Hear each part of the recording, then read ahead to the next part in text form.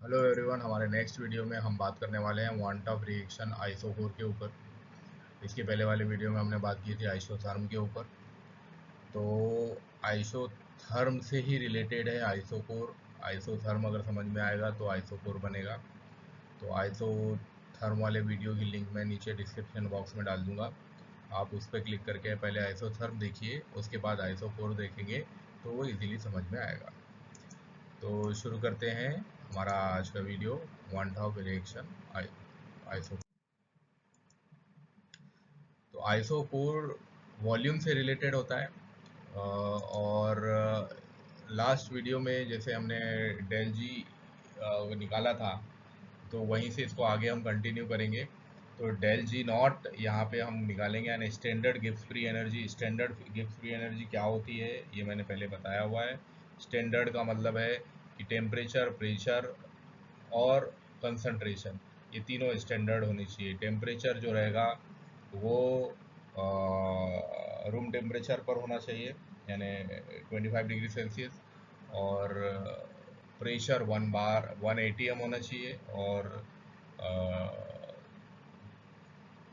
जो कंसंट्रेशन है वो कंसंट्रेशन 1 मोल होनी चाहिए, तो हम उसको स्टैंडर्ड कंडीशन बोलते हैं।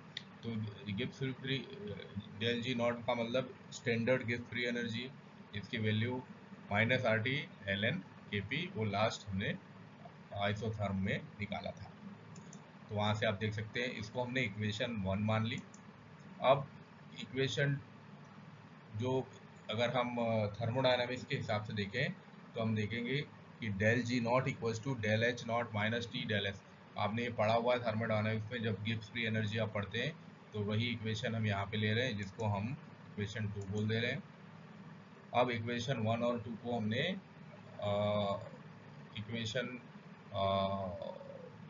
1 की जो वैल्यू है वो 2 में हमने रख दी, मतलब डेल जी नॉट की वैल्यू हमने 2 में रख दी। तो हमारी इक्वेशन आ गई -RT ln Kp equals to del H naught minus T del S.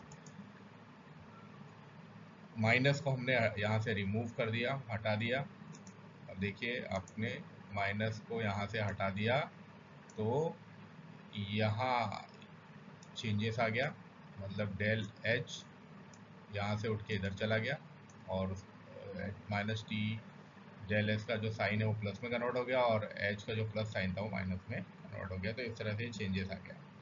तो थोड़ा माइन्यूट चेंज है, इसको देखना पड़ेगा आपको। तो ये इक्वेशन बन गई, इसको हमने इक्वेशन 3 कहा।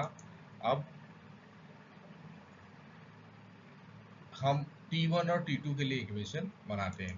तो T1 और T2 के कॉन्सेप्ट में अगर हमको इक्वेशन बनानी होगी तो हम इसी सेम इक्वेशन में T1 और T2 लगा देंगे।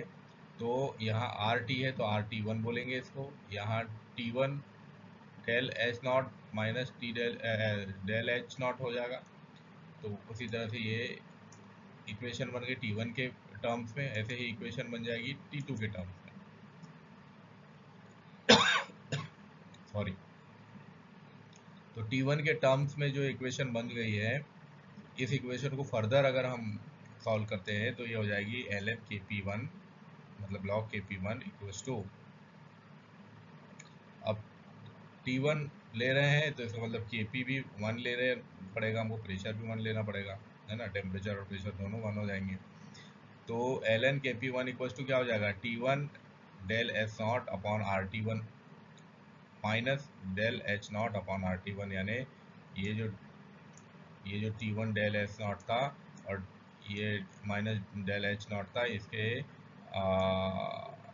अपॉन में आ जाएगा RT1।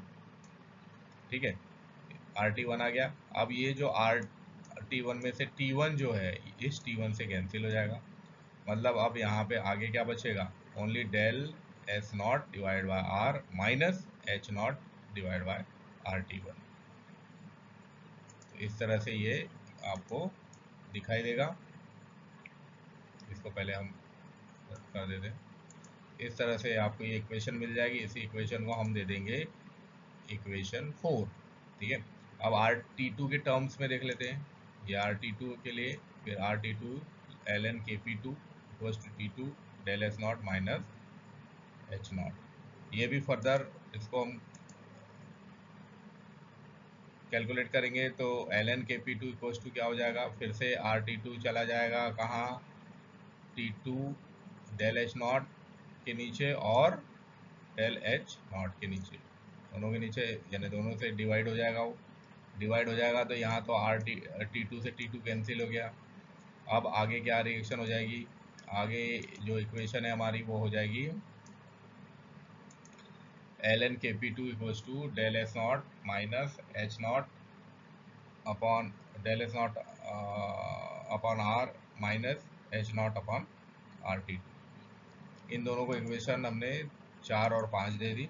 अब हम इक्वेशन 4 और 5 को आपस में, यानी इक्वेशन 5 से इक्वेशन 4 को सबस्ट्रैक्ट कर देंगे, घटा देंगे। इक्वेशन 5 से हम 4 को घटा रहे हैं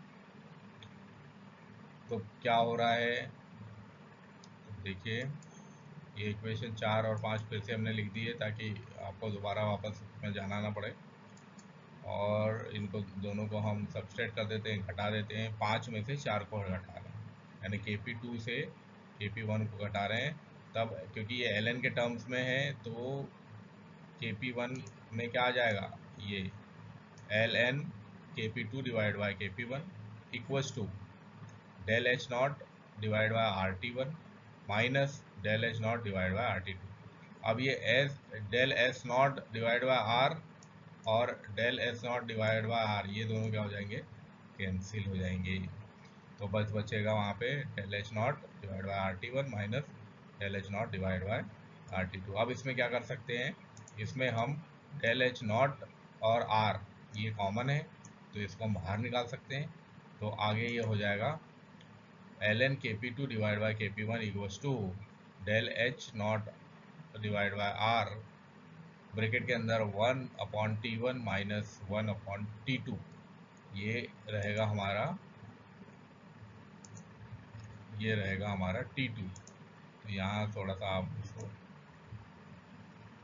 हम सुधार देते हैं, ये रहेगा अपना T2। तो इस तरह से हम आइसोकोर को समझा सकते हैं। Thank you very much for watching this, keep support us, like our videos, watch our videos and share and also comment on. Thank you very much for watching.